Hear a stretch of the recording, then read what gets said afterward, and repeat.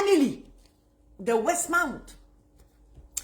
Je suis une femme de 17 ans. Je n'aurai 18 ans que l'an prochain. J'ai tendance à dire que ce serait une vérité de la palisse. C'est assez évident que vous allez avoir 18 ans l'an prochain si vous avez 17 ans aujourd'hui. Je vous trouve mignonne, Amélie. Je suis avec un copain depuis déjà 3 ans et nous vivons ensemble depuis quelques mois. Nous aimerions nous marier sans faire de bruit, aucun devant notaire. Et moi, j'ai quasiment envie de chuchoter, sans faire de bruit. C'est un mariage, on pourrait vous marier comme ça. Mais vous dites aucun, sans bruit aucun, devant notaire. Je pourrais vous marier comme ça. Nos questions. Est-il possible de faire un mariage strictement entre les époux et le notaire? La réponse, c'est oui puis non, parce que ça prend 2 témoins, OK? Et là, Martine va vous mettre le lien du programme en ligne du mariage, puis je vais vous revenir avec l'aide-mémoire que je vous propose. Je fais des mariages dans mon bureau. Mes secrétaires agissent comme témoins. Ça arrive, OK? Quand on veut vraiment avoir juste le papier, souvent, c'est quand on veut aller se marier dans le Sud. On fait le mariage officiel ici au Québec, mais le vraiment mariage party, grande robe, etc., on fait ça dans le Sud, mais on va être marié au Québec pour être sûr que le mariage soit valide, je vous le conseille, parce que Raoul, avec sa photocopieuse, je suis sur le bord de la plage en costume de bain, je suis pas sûre de la validité du mariage. Donc, souvent, c'est ça qui arrive. On se marie ici. Donc, nécessairement, ça prend 5 personnes pour marier des gens, le célébrant, les mariés, les futurs mariés, et 2 témoins pour signer la déclaration de mariage ou d'union civile. Deuxième question. De quoi avons-nous besoin comme paperasse? Vous aurez besoin d'une attestation d'état du directeur de l'état civil pour démontrer que vous n'avez jamais été marié. Et il ne faut pas la demander trop de bonne heure parce qu'elle est bonne pour 1 an. Donc, c'est une demande d'attestation. Il faut donner les dates donc de votre 14e année de naissance jusqu'à aujourd'hui. C'est temps par année supplémentaire. Et les gens du directeur, c'est une job de moi, là, du directeur de l'état civil vont voir, parce que je ne sais pas si vous êtes au courant, mais avant, c'était les baptêmes. Je fais une grande parenthèse. Avant, c'était les baptêmes qui étaient consignés au registre dans les églises. Là, l'État a dit, les curés, ça va faire. Ils ont tout rapatrié ça à Québec, au directeur de l'état civil. C'est pas une personne, c'est une institution. C'est dur à dire, ça, institution. Il y a de institutions.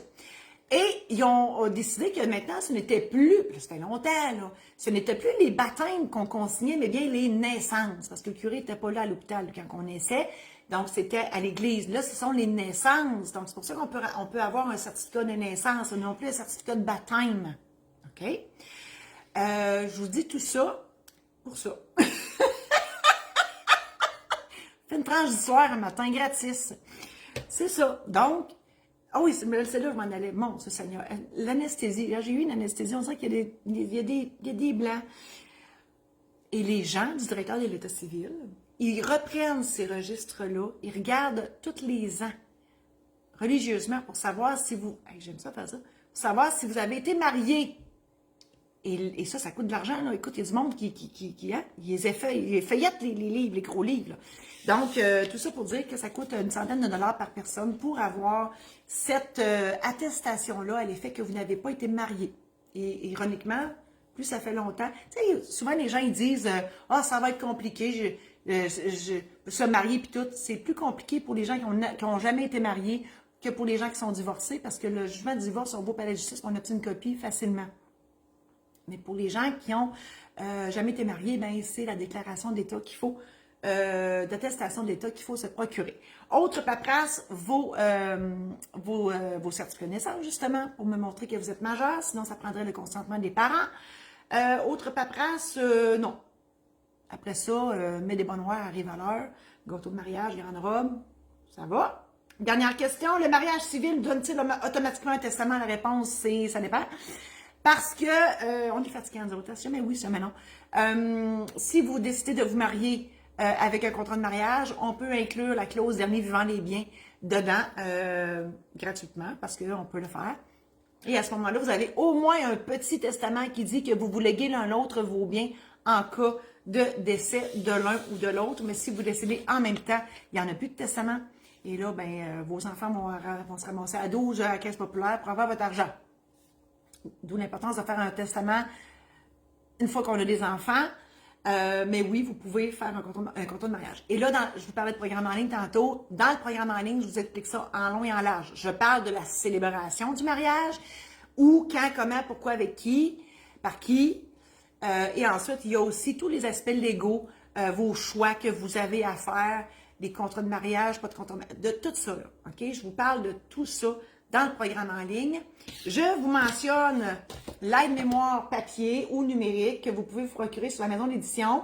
Et ça, c'est justement la portion cérémonie, donc ce que vous voulez, qui va le faire, qui va vous marier, etc. Donc, toute votre aide-mémoire pour savoir ce qu'on est rendu dans l'organisation du mariage. Et aussi, ben, c'est quel notaire qu'on va aller voir, puis qu'est-ce qu'on va choisir comme mariage, union civile, etc. Donc, vous avez l'aide-mémoire ici. Si vous achetez le programme en ligne, l'aide-mémoire est inclus dedans. OK? Puis, je me permets de vous offrir mon guide, oui, je le veux, guide humoristique. C'est quoi, non? Un guide humoristique pour un mariage parfait. C'est ma photo à moi quand je me suis mariée. Belle et insouciante. Et là-dedans, ce sont des anecdotes de célébration de mariage, des vrais mariages que j'ai célébrés. Ça vous donne une idée quoi faire et quoi ne pas faire. Et il y a un petit budget aussi à chaque fin d'histoire que je mentionne pour que pas que ça vous coûte la peau des fesses vous marier. Donc, juste un petit peu suivre la game. Je vous invite à partager cette chronique si vous l'avez aimée avec vos amis Facebook. Je vous invite aussi à visiter mon site internet marie-josée-saint-laurent.com où je vous offre plein d'outils pour vous. Je vous invite aussi à visiter le maison d'édition saint-laurent.com où tous mes outils, aussi mes livres, mes aides-mémoires, tout ça, c'est là. Et la livraison se fait partout au Québec et de façon immédiate. Domaine-amarius.com, domaine de villégiature, un beau paradis sur terre, Tichel en Boiron, voilà. Et sur YouTube, ma chaîne Notaire pas ordinaire, vous pouvez toujours revoir ces chroniques. Voilà, merci infiniment. À la semaine prochaine.